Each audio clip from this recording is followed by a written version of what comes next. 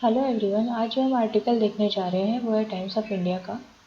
इसका टाइटल है कि हमको जो फार्मर्स हैं उनकी जो कंडीशन है उसमें सुधार करना, अनशेड्यूल्ड फार्मर्स।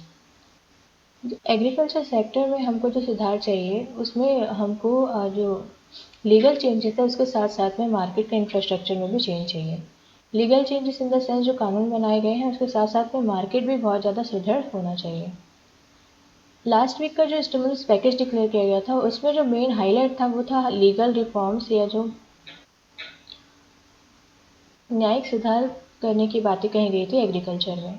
ये जो सुधार है कहीं ना कहीं 1991 में जो हम सुधार लेकर के आए थे जिसने इंडस्ट्री और फाइनेंशियल मार्केट को पूरी तरीके से ट्रांसफॉर्म कर दिया था।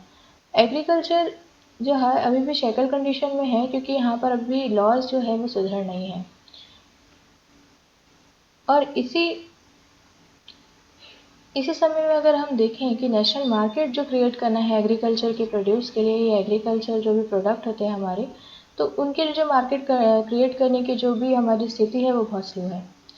तो एसेंशियल कमोडिटीज मार्केट को में सुधार करने की बहुत ज़्यादा बात कही जा रही है कि एसेंशियल कमोडिटीज जो एक्ट है, अधिनियम है, इसको लाया गया था ताकि एग्रीकल्चर जो भी एक्टिविटीज़ है उनमें सुधार किया जा सके। लेकिन ऐसा कोई जो केंद्रीय कानून है जो मार्केट को एक्सपांड कर सके या जो इंटर स्टेट ट्रेड को प्रमोट कर सके, इलेक्ट्रॉनिक ट्रेडिंग प्लेटफॉर्म्स को क्रिएट कर सके और तो और जो लीगल फ्रेमवर्क है वो इन्हेंस कर सके फार्मर्स के लिए, इसमें अभी तक हमारे जो कानून है वो उस हद तक सफल नहीं हो पाए हैं। और ऐसा भी चाहिए कि हमारे जो रिटेलर्स है और एग्रीगेटर्स है वो हमारे फार्मर्स के साथ इंटरेक्ट कर सके और साथ जो हमारे फार्मर्स हैं, हमारे किसान भाईजान हैं, उनकी स्थिति में सुधार आ सके। तो ये जो है सिग्नल करता है हमारे रिफॉर्मिस्ट इंटेंट को, या हम चाहते हैं कि जो हमारे जो अवेलेबल कानून हैं उनमें अच्छी तरीके से सुधार हो जिससे जो हमारे फार्मर्स है ज़्यादा से ज़्यादा मार्केट से इंटरेक्ट कर पाएँ।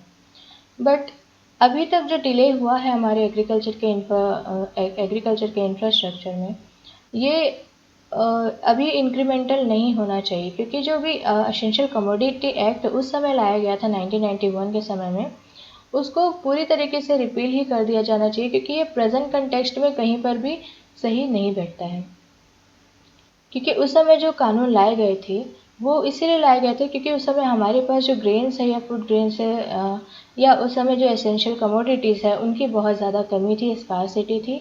और इसी के कारण जो स्टेट था, जो गवर्नमेंट था, उसको एनॉमस पावर दिया गया था ताकि वो कुछ हद तक कंट्रोल कर पाए सारे जो स्थिति है मार्केट के, एग्रीकल्चर की, एक्सेट्रा। बट अभी के कंटेक्स्ट में इसकी कोई ज़रूरत नहीं है। ऐसे ही जो हमारा APMC एक्ट है, agriculture produce market commodity act, इसने भी मोनोपोली पावर दिए हैं कुछ प्लेयर्स को और इसने बहुत सारे जो वेरियर्स हैं नए एजेंट्स के लिए क्रिएट कर दिए हैं। मार्केट का जो फंक्शनिंग है वो दो लोगों पे डिपेंड होते हैं, demand and supply. Demand buyers के पास होगी, सप्लाई सेलर्स करेंगे। तो ये जो इनविजिबल हैंड है मार्केट के, इनको भी अगर एक्टिवली काम कराना है तो सेंटर का प्लान जो लीगल इंफ्रास्ट्रक्चर का बहुत स्ट्रांग होना चाहिए ताकि जो फैसिलिटेट कर सके फार्मर्स को और अनलॉक कर सके एग्रीकल्चर के फुल पोटेंशियल को।